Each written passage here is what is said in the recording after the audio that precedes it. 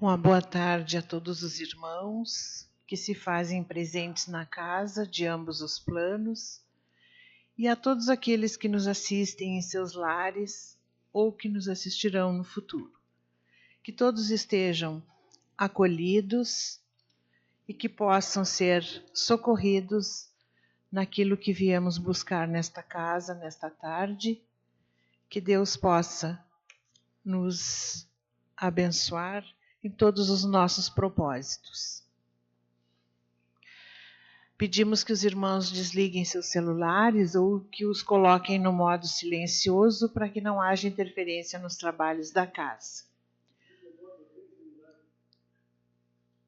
Também pedimos aos irmãos que, porventura, possam doar novelos de lã para a confecção de roupas para as crianças, para os jovens assistidos pela casa. Estamos recebendo novelos, restinhos de lã, que são muito bem-vindos nesse trabalho que é feito por nossas irmãs aqui na casa. Avance com bondade. Cada avanço dentro de você corresponde a um passo a mais na direção da felicidade. Toda vez que você desvenda um segredo divino, guardado dentro do seu ser, brota-lhe um maior prazer pela vida. Por esta razão, é indispensável a busca, a luta, a reflexão para conhecer a si mesmo. Da compreensão de si mesmo, nasce a alegria que gera a paz. Siga confiante. A chave do amor abre as portas da felicidade.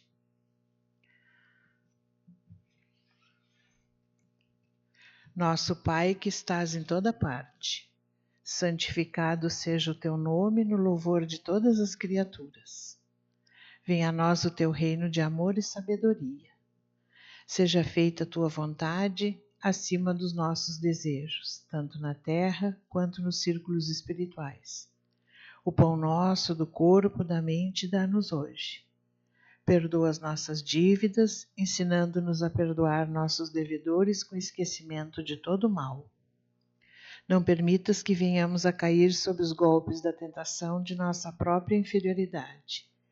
Livra-nos do mal que ainda reside em nós mesmos, porque só em ti brilha a luz eterna do reino e do poder, da glória e da paz, da justiça e do amor para sempre.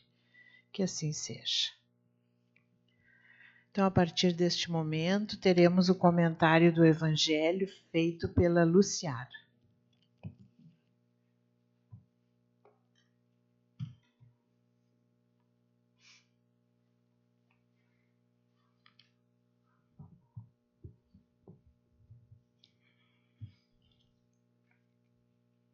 Uma boa tarde, então, a todos que estão presentes aqui conosco, também aqueles que nos assistem ou nos assistirão futuramente no formato online.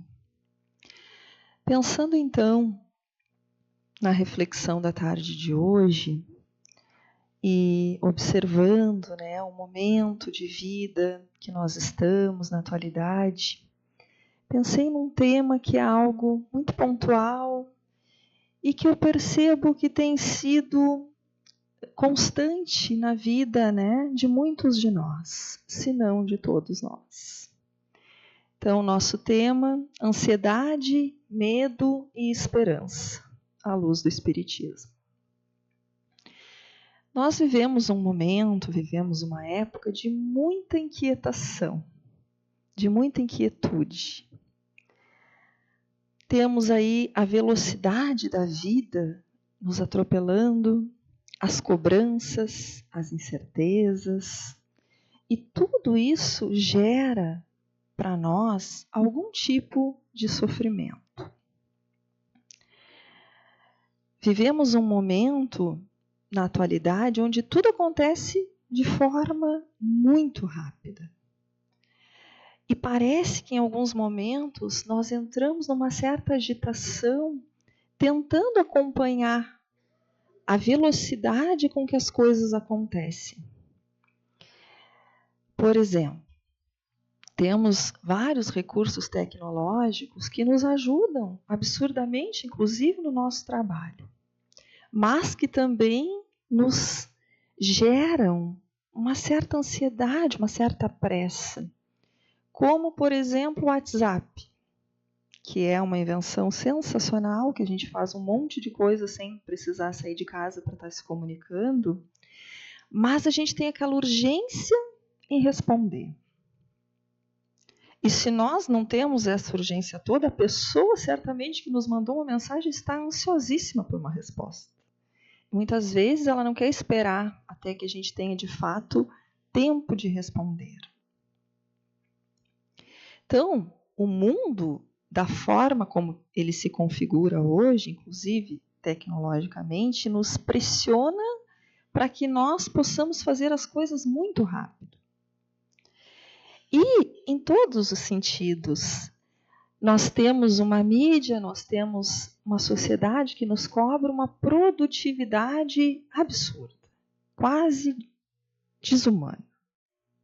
Então, nós precisamos trabalhar mais, produzir mais, conquistar mais, ter mais bens. Nós precisamos também resolver tudo num instante, como se tudo fosse acabar hoje, a gente precisa estar com tudo resolvido. Então, esse ritmo acelerado que todos nós vivemos faz com que a gente não tenha muito espaço no nosso dia a dia para o silêncio, para algum momento mais reflexivo, onde a gente desacelera, onde a gente para e onde de fato a gente se escuta. E onde de fato a gente percebe o que nós queremos para a nossa caminhada. E não aquilo que o mundo está falando, que a sociedade está dizendo, que a mídia está trazendo. E nós sabemos que a nossa mente, ela necessita destes momentos de mais calma, de menos pressa, para que a gente consiga atingir o equilíbrio. Vocês já devem ter se percebido em alguns momentos que até não tem nada de ruim assim acontecendo na nossa vida, nada de tumultuado, mas o próprio dia a dia e todas as cobranças de todas as demandas que a gente tem, tu para lá pelo meio do dia acelerada. E aí tu começa a pensar, por que eu estou assim? Porque nós não temos tido esse tempo de pausa, de sentar, de respirar, de contemplar um pôr do sol. E, muitas vezes, isso é visto no mundo que a gente está como um modelo de sucesso, né? A pessoa que corre, que produz, que faz muitas coisas, às vezes ela é vista como uma pessoa bem-sucedida. Mas o que é de fato o sucesso? Se a gente for fazer essa pergunta para cada um de nós aqui presentes, cada um possivelmente vai ter uma resposta diferente. Porque às vezes o que eu entendo como sucesso, de repente não é a mesma coisa que o Darcy entende. Tem pessoas que estão num momento de vida, e se isso fizer sentido, tudo certo, de buscar muitas coisas, de correr atrás de muitas coisas, e o sucesso para ela está naquelas coisas. Tem outras que estão num momento de vida que se dá o luxo de desacelerar, de trabalhar menos horas, de ter mais tempo em casa, é sucesso. Para outros, passar a maior parte do tempo com os filhos, exercendo aquele papel de educar os seus filhos, é sucesso. Então, para cada um de nós, o sucesso vai se apresentar de uma forma diferente. Mas, de vez em quando, nós nos percebemos todos nesta correria desenfreada em busca de algo que a gente nem sabe o que é. Que a gente nem sentou e parou para pensar o porquê que a gente corre tanto. Qual é o nosso objetivo?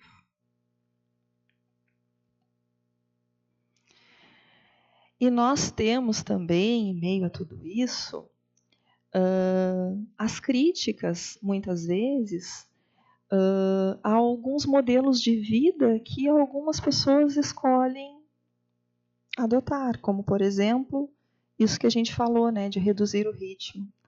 Porque parece que descansar não é mais permitido. Parece que descansar é perder tempo. Demonstrar fragilidade, então, nem pensar, né? A gente tem que ser aquela pessoa que mostra que a gente é forte 24 horas por dia.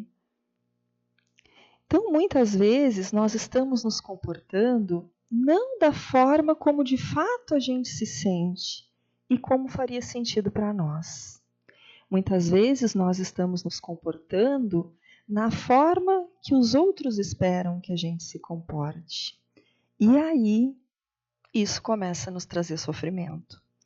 Porque é como se eu não tivesse coerente com as coisas que eu faço e a minha essência. E aquilo que de fato para mim faz sentido nessa vida. E aí a gente começa, né, a entrar, muitas vezes, num processo ansioso. E a ansiedade, ela é algo que nos acompanha sempre. Todos nós temos ansiedade em algum nível. O problema é quando esse nível ultrapassa os limites do saudável e começa a nos adoecer. Por exemplo, quem de nós já não perdeu o sono por algo muito importante que vai acontecer amanhã? Sei lá, uma viagem que a gente está muito ansioso para fazer, alguém que a gente está muito ansioso para reencontrar, algo que eu penso que vai ser muito bom, e aí eu já estou ansiosa para que logo chegue este momento. Esse nível de ansiedade todos nós temos. E está tudo certo. Ela é saudável. E, muitas vezes, ela avança um pouco mais e já começa a nos atrapalhar um pouquinho. Mas, ainda assim, vida que segue, a gente consegue dar conta das nossas atividades, das coisas que a gente tinha para fazer, porém, a gente percebe que o nosso pensamento está um pouco mais acelerado, num ritmo assim um pouco mais intenso, que nos traz um certo desassossego. Mas ainda estamos funcionais.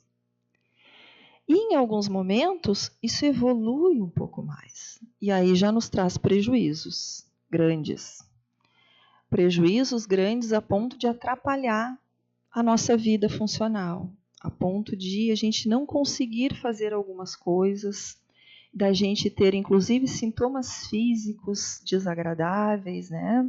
Como taquicardia, como uma sensação de inquietude no peito, uma sensação às vezes de que a gente está passando muito mal, uma falta de ar, aí ela já está num nível difícil da gente conseguir manejar sozinhos. Então, nós convivemos diariamente com as incertezas. Nós não sabemos o que nos aguarda logo mais, que dia que vai se apresentar para nós amanhã. Nós não sabemos, mas nós temos uma necessidade, muitas vezes, de ter o controle das coisas. E é essa necessidade de ter o controle das coisas que nos atrapalha, que faz com que a gente se perca. Por quê? Porque nós não temos. E isso não é possível, nós não teremos. E não ter o controle das coisas também gera em nós esse sofrimento por algo que a gente ainda nem sabe se vai acontecer ou não. Que vai fazer com que a gente fique ansioso.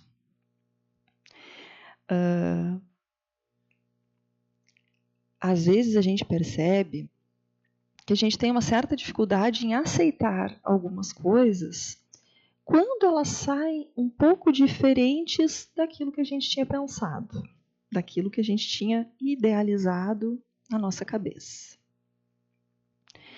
E aí, então, a nossa mente começa a criar ideias, pensamentos, geralmente mais catastróficos, assim, de coisas mais difíceis, né?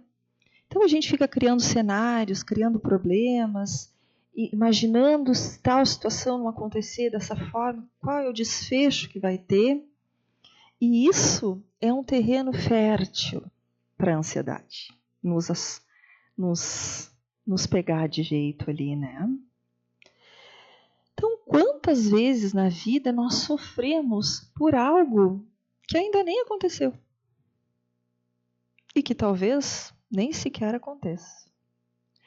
Só que a nossa mente, ela não distingue o que é verdade e o que é imaginação. Então, uma vez que eu começo a ter algum pensamento na minha cabeça, mesmo que ele não seja real naquele momento, todo o meu funcionamento começa a trabalhar como se aquilo estivesse acontecendo. Então, existe um sofrimento real por algo que de fato não aconteceu. Só no campo ali da minha imaginação. Mas se nós pararmos para pensar do ponto de vista, né, espírita, essa inquietação que muitas vezes nos assola é um convite para a gente refletir. Onde nós temos colocado a nossa segurança?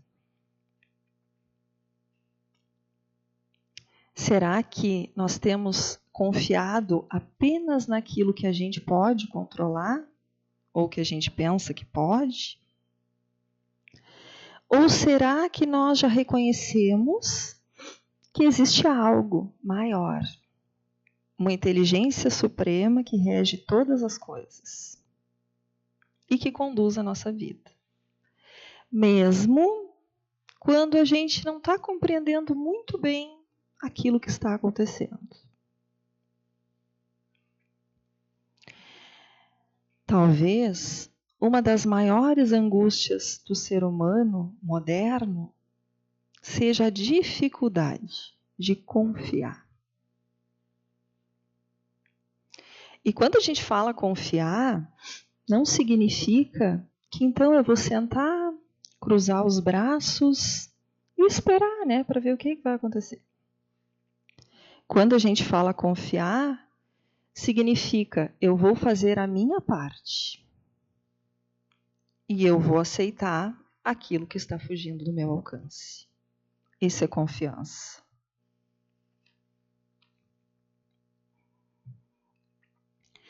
E, além da ansiedade, né, que nos assola em muitos momentos, nós também lidamos, por vezes, com um sentimento que é comum também a todos nós, que é o medo. Que também, na maioria das vezes, nasce dessa necessidade da gente controlar as coisas. Então, o que é o medo, né? O medo é uma emoção presente em todo ser humano. É uma emoção criada por Deus para proteger a nossa vida. Então, se nós encontramos ali um perigo, o medo prepara o nosso organismo para que a gente reaja, para que a gente tome uma atitude. Se a gente estiver atravessando a rua para vir para cá e vem um cachorro bravo na nossa direção, a gente vai sentir medo. E aí, então, a gente dá um jeito de sair daquela situação que poderia estar nos colocando em risco. Então, o medo, ele não é um inimigo. Existe uma razão de ser para ele estar na nossa vida. O problema é quando nós deixamos este medo controlar a nossa vida. Aí sim, aí começa a ficar disfuncional. E o medo, no decorrer da nossa caminhada terrena, ele vai mudando um pouquinho de forma. Ele não deixa de existir, mas ele vai mudando um pouquinho o contexto. Quando a gente é criança, a gente tem alguns medos, como, por exemplo, medo do escuro, o medo, às vezes, de dormir sozinho. Na adolescência, a gente já tem outro tipo de medo. Nós temos, por exemplo, o medo de não sermos aceitos, de não conseguir nos enturmar, das pessoas não gostarem de nós. E na vida adulta, esse medo vai se configurando em vários outros formatos. Temos responsabilidades que antes a gente não tinha. Então, mais responsabilidades, mais coisas que eu gostaria de ter o controle, mais medo se apresenta aí. Poderíamos, por exemplo, ter medo de perder o nosso emprego, de não conseguir pagar as nossas contas, medo de fracassar, medo de não sermos bons pais, medo de perder aquelas pessoas que amamos, medo de envelhecer. Esse também é um medo que começa a nos acompanhar em algum momento ali na vida adulta. Como vai ser esse processo de envelhecimento? Então, os medos continuam, vai mudando a forma como ele se apresenta para nós. E, muitas vezes, nós temos medo de situações que a gente nem sequer está vivenciando. Que está só no campo das possibilidades. E que talvez, inclusive, a gente nunca experiencie. Às vezes a gente conversa com algumas pessoas que vão relatar uns medos assim. Eu tenho medo de, sei lá, daqui a 40 anos eu ficar sozinho. Enfim, infinitos medos de coisas que talvez nunca aconteçam. E a gente já está sofrendo, porque como eu falei antes, a minha mente não diferencia. Isso é real ou está só na tua imaginação? A gente já começa a sofrer. Então, de novo, a nossa necessidade de controlar todas as coisas que vão acontecer. Mas, uma coisa que nós percebemos é que o nosso medo diminui quando a nossa confiança aumenta. Muitos dos nossos medos existem, inclusive, porque nós acreditamos que nós estamos sozinhos. Que, especialmente quando situações se apresentam para nós mais difíceis, e a gente fica pensando, como que eu vou lidar com tudo isso? Mas o Espiritismo vem nos lembrar que nós nunca estamos sozinhos. Que nós somos sempre, em todo instante da nossa caminhada, amparados, protegidos, cuidados por Deus, pelos amigos espirituais que nos acompanham, pelo anjo de guarda de cada um de nós, que está ali, de prontidão, ao nosso dispor, para nos auxiliar nas dificuldades que nós possamos estar enfrentando na nossa vida. Então, nós recebemos muito mais forças do que nós percebemos, muitas vezes. Se a gente fizer algum exercício, por exemplo, de olhar para trás, olhar para alguma situação que tenha nos acontecido e que foi uma situação difícil, que mexeu com a gente, que nos desestruturou um pouco. Naquele momento que a gente vivia a situação e que muitas vezes a gente teve medo, a gente se achava incapaz de superar, né, de vencer aquela situação. Parecia que era impossível. Então, muitas vezes, talvez a gente pensasse, não vou conseguir. E tempos depois, a gente conseguiu. Passou pela situação, venceu a situação. E não é que nós éramos fortes sozinhos, né? É que nós tínhamos todo esse cuidado da espiritualidade que nos sustenta. Mesmo que a gente não percebeu, talvez, naquele momento, mesmo que a gente nem sequer acreditasse tanto assim, alguém estava ali conosco, nos dando e nos trazendo aquele suporte que naquele momento da vida a gente precisava.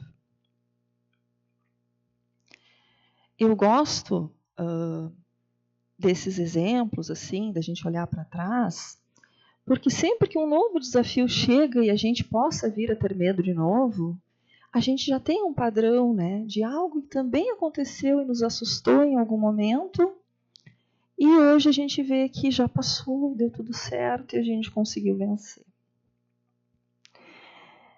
Então, em muitos momentos, O medo pergunta: e se tudo der errado?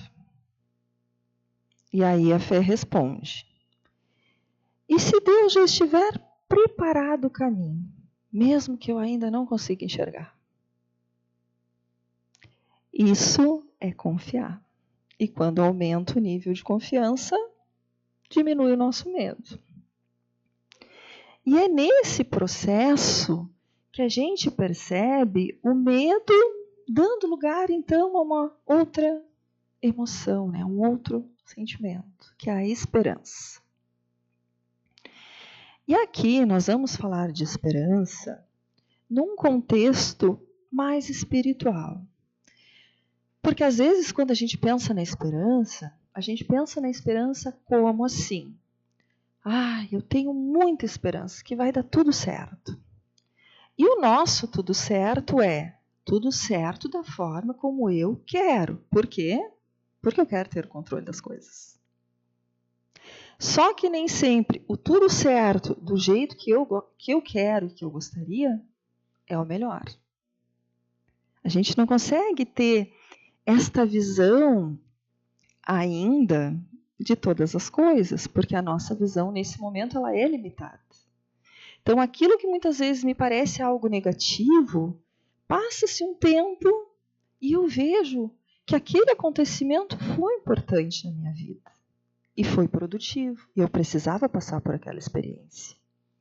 Então aqui eu vou falar de esperança num outro contexto, não no contexto daquilo que eu queria que acontecesse, mas no contexto daquilo que de fato eu preciso que aconteça. Então a esperança, nesse olhar espiritual, é a confiança ativa de que existe um propósito maior e um bem futuro nos guiando com resiliência através das adversidades da vida. Então é saber esperançar mesmo quando as coisas estão saindo do meu controle, mesmo quando a vida me apresenta situações diferentes daquela que eu tinha imaginado e que eu queria para mim. Muitas vezes a gente vai pensar que uma pessoa esperançosa é uma pessoa cuja vida, sim, é fantástica, que dá tudo certo na vida dela, né? Só que não é verdade. Há pessoas que sorriem mesmo quando estão enfrentando grandes desafios.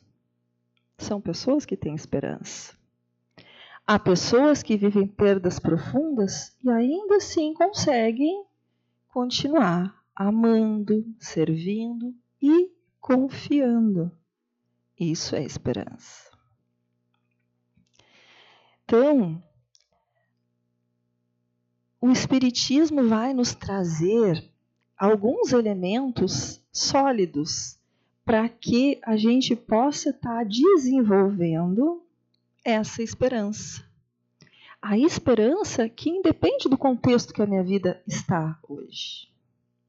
A esperança que está ali em todos os momentos. Se nós entendemos, por exemplo, nós temos a certeza na imortalidade da alma, isso vai nos gerar esperança. Por quê? Nós sabemos que os laços continuam. A vida continua num outro lugar. Os reencontros vão acontecer num outro momento. Então, isso me traz a esperança de que a morte, de fato, como a gente pensava, ela não existe. Existe um outro lugar. Existe um lugar onde as coisas acontecem de uma forma diferente, né? Onde a gente não tem mais um corpo físico, mas continua tendo uma vida. Então, a imortalidade da alma, ela é um dos pilares que sustenta a nossa esperança. Um outro pilar, a justiça do amor de Deus. Imaginem vocês, se nós, humanos e imperfeitos que somos, amamos os nossos filhos e a gente não faz nada que possa prejudicá-los, tudo que a gente faz é para o bem e para o crescimento deles, imaginem Deus. Então, a gente passa a entender que nada, absolutamente nada na nossa vida acontece por acaso. mesmo aquelas coisas que nos desafiam. E aí, quando a gente tem esse entendimento da justiça de Deus, a gente amplia um pouquinho a nossa visão e a gente começa a tentar enxergar além da cena que a gente está vendo. Por quê? Porque muitas vezes a gente só foca na cena. E na cena difícil ali que está acontecendo. Na cena boa a gente acha interessante, mas não foca muito nela, né? Agora a cena difícil a nossa mente grava. E aí quando a gente foca só naquela cena difícil, a gente vai ver dor, a gente vai ver sofrimento, a gente vai ver ansiedade, a gente vai ver medo. Mas se a gente conseguir sair um pouquinho da cena, eu sempre digo assim, um exercício que eu acho interessante da gente tentar fazer. Quando nós estamos vivendo uma situação, nós estamos emocionalmente envolvidos nela. Pense num problema difícil que nos incomoda. Nós estamos dentro do problema. Por isso que a gente não acha a solução muitas vezes. A gente está dentro dele e a gente está totalmente imerso emocionalmente. Quando a gente consegue fazer o movimento de dar um passo para trás e olhar a cena de fora. Então vamos imaginar o mesmo problema acontecendo, sei lá, na casa do meu vizinho. Então é a mesma cena, é o mesmo contexto, é a mesma situação, mas não é comigo, é com o meu vizinho. Aí eu começo a pensar possibilidades. O vizinho podia fazer assim, ele podia fazer de outro jeito. Por quê? Porque eu saí um pouquinho da cena e eu não estou dentro dela. Quando nós estamos dentro da cena, a nossa visão ela costuma ser muito limitada e por isso nós sofremos mais. Porque aí a gente não começa a tentar entender o que tem em torno daquilo que acontece. Ou seja, se Deus é justiça e amor, então tudo que me acontece tem uma razão de ser. Mesmo quando a vida traz algo difícil para nós. Então a gente sai desse lugar do porquê comigo e entra no lugar do para que comigo. Qual é o aprendizado? O que eu ainda não entendi? O que a vida está querendo me mostrar? E aí então a gente começa a ter esperança de que tem algo ali me esperando no final de tudo isso. Vai ter um crescimento, vai ter um aprendizado, vai ter alguma coisa que eu vou entender daqui a pouco. E nós temos uma outra situação, né, que o Espiritismo nos traz. Toda prova passa. Lembram, já devem ter ouvido, talvez até algum de nós aqui falar sobre isso, quem leu alguma coisa dele e acompanhava, né, a trajetória. Tem uma frase do Chico Xavier que eu acho fantástica, que é: isso também passa. Essa frase, gente, podia estar escrito assim, no espelho do banheiro quando a gente acorda de manhã. Geralmente a gente acorda de manhã, vai no banheiro, vai, sei lá, lavar o rosto, vai ver a frase ali, né? Isso também passa. Por quê? Quando tiver tudo muito ruim, muito ruim, a gente vai olhar a frase e vai pensar: um dia vai acabar, vai passar, vai terminar.